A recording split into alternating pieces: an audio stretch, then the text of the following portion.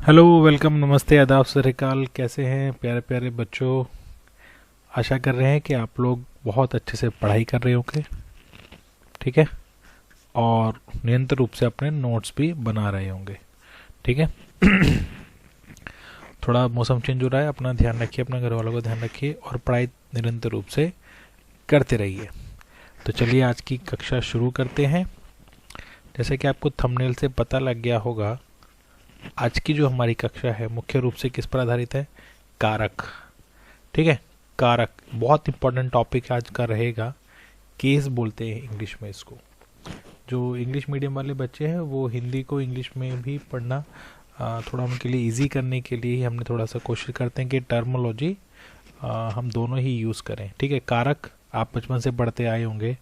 ठीक है, नई चीज़ नहीं है। वही कर्ता ने कर्म को करण से के द्वारा संप्रदान के लिए के वास्ते अपादान से संबंध का की रा री।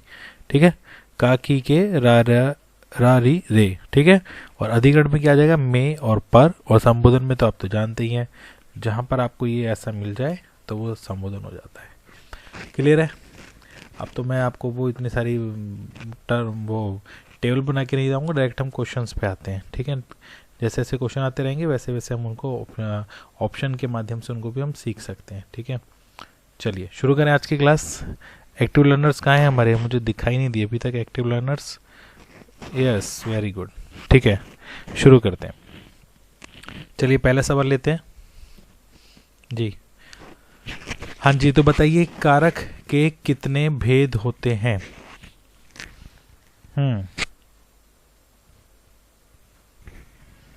बहुत बढ़िया। अगर आपने मेरी बात सुनी होगी अभी, मैंने जो आपको कर्ता कर्म करण संप्रदान अपादान संबोध संबंध, ठीक है, अधिकरण और संबोधन, संबोधन सबसे लास्ट में, तो टोटल कितने हो गए? 8 हो गए।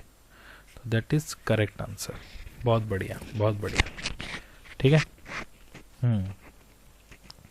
आगे बढ़े। छः छः किसके भेद होते हैं? आप मुझे आंसर में लिखिए। 6 भेद किसके होते हैं? जल्दी से जल्दी से जल्दी से। हाँ जी, लिख के दिखाइए। 6 भेद किसके होते हैं हिंदी व्याकरण में? अरे भूल गए। सर्वनाम के होते हैं बेटा। सर्वनाम के 6 भेद होते हैं, याद रखना। ठीक है। पुरुषों के निजी प्रश्नों का संबंध उनके निश्चय और निश्चय से होता है, बताया था, याद नहीं रखते हो।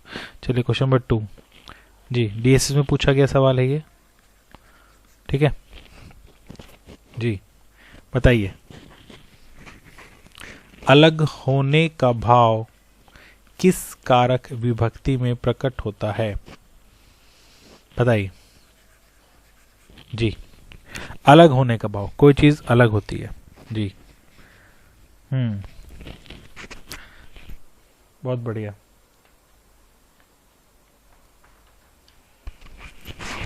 बहुत बढ़िया। चलिए जी, अपादान कारक। ठीक है, ऑप्शन नंबर डी क्या है? अपादान कारक। इंग्लिश में लिख दूं इंग्लिश वाले बच्चों के लिए? एबलेटिव केस। एबलेटिव केस लिख लेना, ये सभी लोग लिख सकते हैं। ऐसा नहीं है कि मैं सिर्फ इंग्लिश वालों को बोल रहा हूँ तो इंग्लिश वाले ही लिखें। ठीक है, सब लोग भी थोड़ा सा कोशिश कीजिए कि इंग्लिश के साथ साथ में हमारी हिंदी के साथ साथ में इंग्लिश की भी क्लास हमारी चलती रहे। कुछ कुछ ऐसे कंटेंट है जो इंग्लिश में भी कॉमन आएंगे। चलिए क्वेश्चन नंबर 3 पढ़िए। हाँ जी। श्री राम ने रावण को बाण से मारा। इस वाक्य में कितने कारक चिन्ह छिपे हैं? जी, ये यूपी बीएड में पूछा गया था एक बार। बताइए।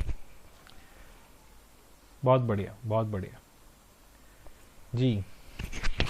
क्वेश्चन नंबर 3 और ऑप्शन नंबर 3। ठीक है, करेक्ट आंसर। चलिए बहुत बढ़िया, बहुत बढ़िया। ठीक है ना, दिख गया होगा सभी को या दिखाने की जरूरत है? गलती जो करने बताता हूं, ने को से, इसलिए हमारा आंसर हो गया 3। चलिए आगे बढ़े। ठीक है, प्रश्न नंबर 4 ये रहा आपके सामने, पढ़िए। मैंने पिताजी से प्रश्न का उत्तर पूछा। इस वाक्य में से किस कारक के अंतर्गत आता है? जो से है, बताइए, जल्दी से बताइए। बहुत बढ़िया, बहुत बढ़िया। हम्म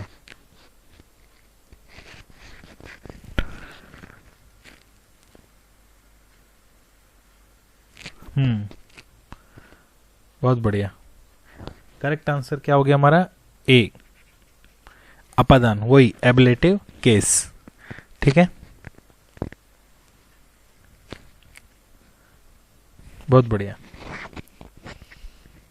अब इनकी परिभाषा और इनके बारे में डिटेल में तब पढ़ेंगे जब हमारा कंटेंट होगा, राइट। अभी ये क्वेश्चन जो था ये पूछा गया था, ठीक है।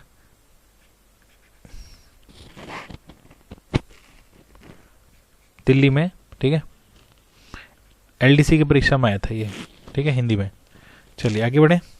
चलिए ठीक है, क्वेश्चन नंबर 5 जी। क्वेश्चन नंबर 5 क्या कह रहा है, पढ़िए। हाँ, ये आया था राजस्थान में। बहुत टफ सवाल हो जाते हैं कभी कभी देखने से भी, और फिर पढ़ते समय तो क्वेश्चन इतना बड़ा होगा, आंसर इतने इतने से, ठीक है। ये राजस्थान में आया था, टीजीटी में, लिख देता हूँ पूरा। हम आंखों से देखते हैं। इस वाक्य में देखने की क्रिया करने के लिए आंख की सहायता ली गई है, ठीक है। मतलब देखिए, फालतू में सेंटेंस बना के कंफ्यूज करना है, इसलिए इसे क्या, कौन सा कारक कहते हैं, ठीक है जी, बताइए।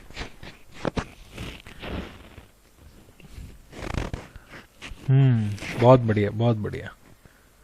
जिनको ये थोड़ा सा कभी पढ़ा हुआ होगा उनको समझ में आ गया होगा, ठीक है जी, बहुत बढ़िया। करण, ठीक है। करण कारक की परिभाषा पता है किसी को? सिंपल है, कर्ता जिस साधन से क्रिया करता है, कर्ता जिस साधन से क्रिया करता है, ठीक है। कर्ता कौन है?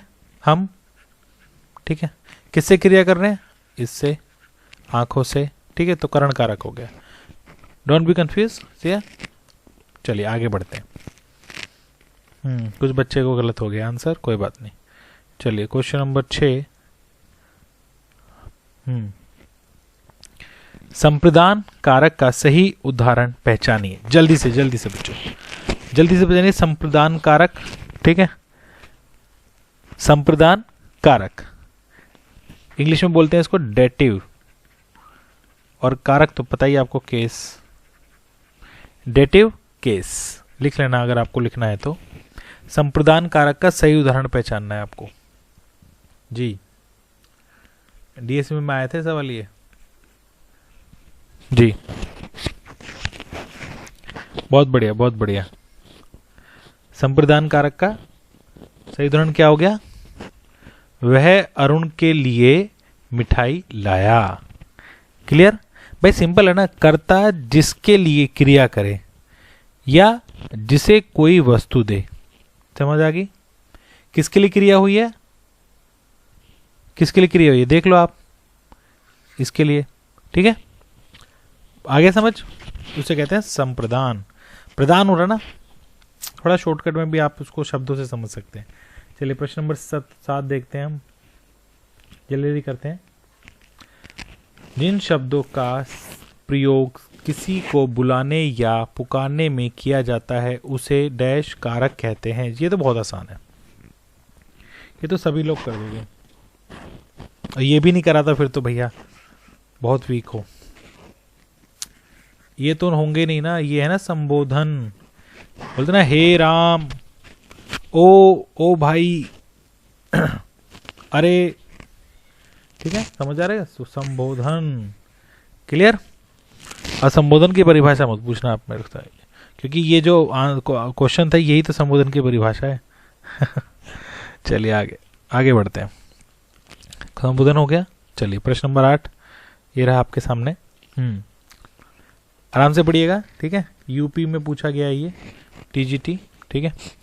वह संध्या समय गंगा किनारे जाता है। इस वाक्य में कौन सा कारक चिन्ह छिपा है? इसमें एक शब्द हमारा मिस हो गया, छिपा है। ठीक है जी, आप ध्यान से देखेंगे तो यहां पर आपको सीधा रूप से कोई भी कारक चिन्ह विभक्ति नहीं दिखाई दे रही। ठीक है, नहीं दिखाई दे रही ना, सिंपल है। बट हमने कहा ना छिपा हुआ है, अब आपको ढूंढना है वो और बताना है कि ये आपका कौन सा उत्तर इसके अंतर्गत आएगा। जी बहुत बढ़िया, कुछ ही बच्चे उत्तर दे पाए। Answer number C. ठीक है, बता दें कैसे। देखो सिंपल सा है, जो अधिकरण कारक होता है, इंग्लिश में क्या बोलते हैं इसको, मैं लिख देता हूं इंग्लिश में इसको बोलते हैं लोकेटिव। ठीक है, लोकेटिव। तो सिंपल है, ज्यादा कंफ्यूजन होना है। क्रिया के होने के आधार पर स्थान को अधिकरण कहते हैं, क्रिया के होने के आधार पर। ठीक है, क्रिया के होने के आधार पर। ठीक है, तो यानी कि ये जो क्रिया हुई कहां पे, गंगा किनारे जाता है, किसके, क्रिया के होने के स्थान पर, संध्या समय में जाएगा ना।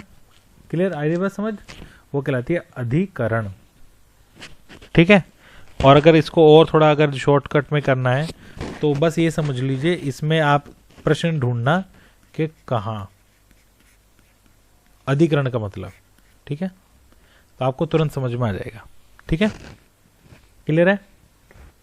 चलिए आगे बढ़ते हैं। क्वेश्चन नंबर 9 जी, बताइए संबंध कारक का सही वाक्य क्या होगा। संबंध कारक का सही वाक्य आपको पहचानना है। बहुत ही बड़ा प्रश्न है, क्योंकि उत्तर भी लगभग सभी के बराबर हैं। ठीक है ना, केवीएस में पूछा गया ये जी। संबंध कारक का सही वाक्य होगा, कौन सा होगा संबंध कारक का। बहुत बढ़िया, बहुत बढ़िया जी, बहुत बढ़िया। ऑप्शन नंबर सी करेक्ट है, इसमें इतना कंफ्यूज नहीं होना है। दिव्या की बहन। ठीक है, दिव्या की बहन, बस इसमें भी क्या बताऊं मैं आपको, बता। ठीक है, अरे बताया था ना संबंध कारक में का, की, के आ गया। लिख दूं क्या, संबंध कारक की आप पहचान कैसे करोगे, जब आपको का, की, के, ऐसे ही रा, री, रे, तो सिंपल सा आंख बंद करके क्या है, संबंध कारक। ठीक है, बाकी में तो नहीं है। देखिए आगे बढ़े, चलिए प्रश्न नंबर 10 जी।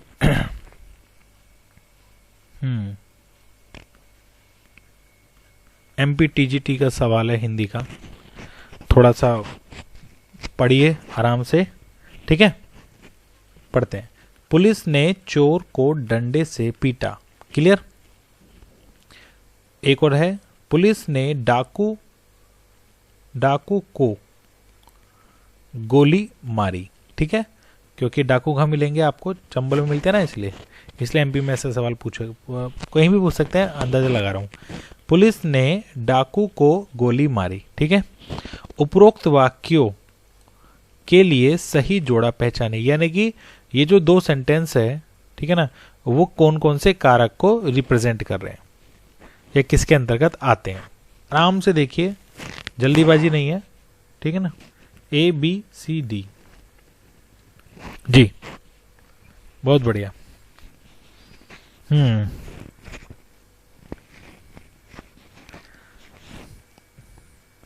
बहुत बढ़िया, बहुत बढ़िया। कुछ बच्चों को गलत हो रहा है। जी, आंसर नंबर डी। ठीक है, कैसे, अब देखिए थोड़ा ध्यान देना, करण कारक को पहचानने की कोशिश करें। क्या है, पुलिस ने चोर को डंडे से पीटा। ठीक, तो अब देखेंगे जो डंडा होता है वो पुलिस के हाथ में होता है, उसकी पिटाई कर दी। चलिए ठीक है, इधर भी देखिए, पुलिस ने डाकू को गोली मारी, डाकू को गोली मारी। देखिए जो पुलिस के पास गन है, ठीक है,